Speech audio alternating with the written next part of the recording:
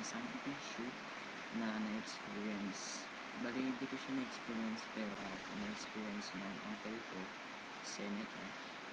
Bali, ituturo ko sa inyo yung isang way kung paano ma-resolve yung issue with dito yung sa no power after Windows update. So, bag naka Windows 11 yung kanyang PC and nagkaroon daw ng issue after ng update, so napabayaan siguro yung device and then uh, nag-error or nagbuko yung sa hardware niya, which is yung doon sa battery. So, bali siguro medyo dirty na yung kanyang battery, so bali nagkakaroon na ng dust and nagkakaroon na ng mga dirt yung kanyang hardware. So, bali binaklas namin yung PC kagabi, sen, and then nagkaroon na ng mga nalaglag na mga screws and nagkaroon ng mga clip na medyo nalaglag dahil sa katandaan na din yung laptop. Sen, and maganda yung kanyang specs. Sen, and then I think dalawa yung malakas yung kanyang fan. Sen, kasi dalawa, and meron din siyang cooler. Sen, ito, ang issue siguro yung kanyang meron nagta-turn on naman yung kanyang light. So, meron siyang light indicator sa baba, kulay blue. And then, after pressing, uh, walang response kay monitor. So, yan.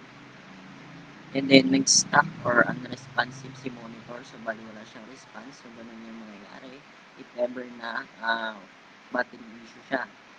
So, yan ang ginawa namin. So, binaklas namin yung nandun sa pinaka-cover.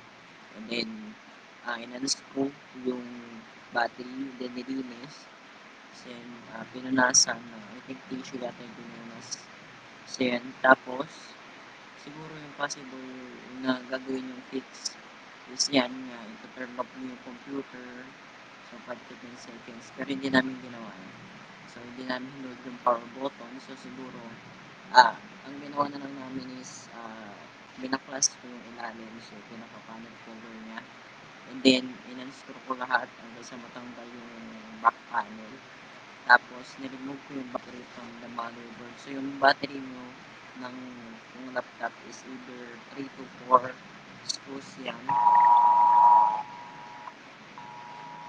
Mga 3 to 4 screws yung battery na nandun sa yung battery. Yung screw sa battery, depende kung ano yung kung yun ba yung laptop or PC. So, sa PC, CMOS yata ang ginagamit. And then yan, i-clean nyo na lang yung battery. So, pwede yung soft brush or cloth. Huwag yung babasain kasi lalo magkaka-short circuit yan. And then, so, once na nalinis yun na, ibalik nyo na yung battery sa pinaka-motherboard niya kung saan nyo siya tinanggal. Yung battery na yun, meron yung maliit na parang yung parang cable. Semi-maliit na parang cable yan. Huwag nyo tatanggalin nyo. Pag tinanggal yun, hindi nyo na makakabit. And then, meron pa isa pang maliit na parang cable sa pinaglalagyan ng battery. Ayan. So, yun yung, I think sa CMOS yun, yung isang maliit na yun, yung makapal na puti, or kung ano mang kulay sa inyo. Tapos, huwag nyo tatanggalin yun. Pag tinanggal nyo yun, mawawala na yung battery nyo, hindi nyo na siya magagamit. Pero, magagamit nyo pa rin yung PC nyo if ever na walang battery. If supported siya ng device nyo. Pero, i-charge nyo yung PC nyo. Kasi, I think, gagana pa rin yun if ever man. Pero, hindi ko sure kung gagana pa rin. Depende na lang siguro sa device nyo.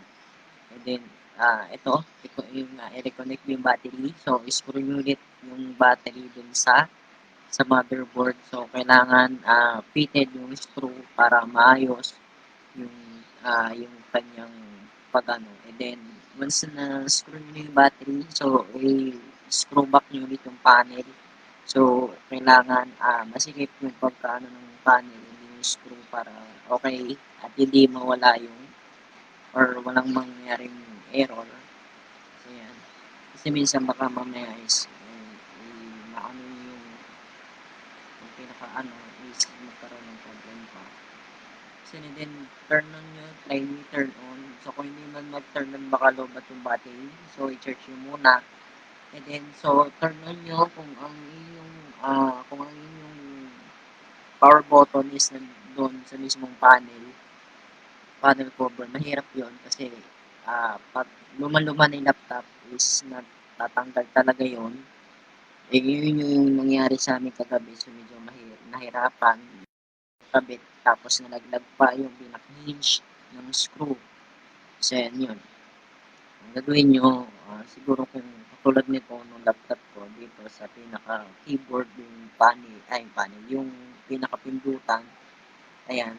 So, para once na natanggal na dito sa may panel cover, hindi madadala yung pindutan. Yung maganda yon.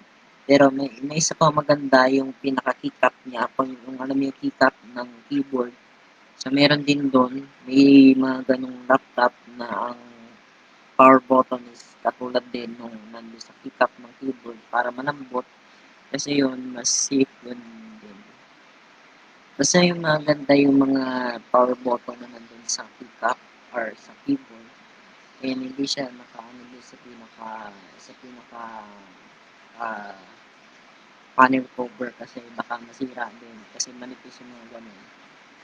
Lalo na yung mga ganung laptop. And then if it turns on, so the issue may be having static charge or BIOS boot. So yun nga, medyo nag-glitch nga yung BIOS nun siguro. Pero nag-work naman siya after turning on and then siguro dahil katanda na din yung laptop na yun. So yun nga, hindi din niya kinaya or nagkaroon nga ng glitch sa battery, hindi sa BIOS. So make sure na hindi siya talaga low-bat or drain para mag-open talaga yun. Pero after nung pagkabalik ng battery and turn on yung PC, so lumabas na yung sa display monitor niya na lumabas na yung manufacturer logo na Acer and then nagtuloy na din siya sa boot up ng Windows. So yun, maganda yung pagkaano niya kasi naka-NVMe SSD din. Kaya medyo mabilis yung boot up.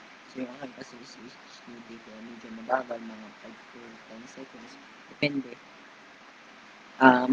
15 to 20 siguro kasi yun nga, medyo may problem pa yung CPU nito. Pero almost okay naman siya yung akin. Pero yung nagawa namin kagabi, laptop na uncle ko is okay naman din kasi naka-SSD siya. Ito, so kung bakit hindi pa maano ng SSD. Pero may lagayan siya ng SSD.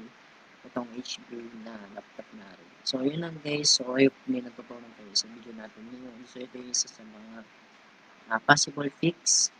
So, ang gagawin nyo is nandun sa battery, pwede nyo tanggalin or ibalik after na magpunasan, medyo madumi na. So, yun. Yun lang yung isa sa mga possible fix yung gagawin. So, yun lang guys. So, I hope na natutunan talaga kayo sa video natin ngayon. And don't forget to like, share, and subscribe. So, ito is based on my experience lang kasi yun nga, isa din sa 100% working din to yung ganyan sa battery. So, if ever man na battery issue na guys, yun, i-try nyo na lang self, uh, self, ano na lang, self-treat. Huwag na kayong gumastos yung masyadong mahal para ipatanggal yung battery nyo, palinis yung battery nyo. So, isa-treat nyo lang kung meron kayong mga screws. May screwdriver kayo na fit talaga din sa pinaka-screw niya. So, pwede yung precision screw yung nandito sa CDR pin, pwede yung gamitin yun or yung siguro yung medyo maliit ng konti para mag-work dun sa mga screws ko sa So, Phillips screw lang naman yun. So, yun lang guys. Yun na naman yung update natin ngayong umaga and don't forget to like, share, and subscribe. Yun lang guys and thanks for watching. See you on my next video.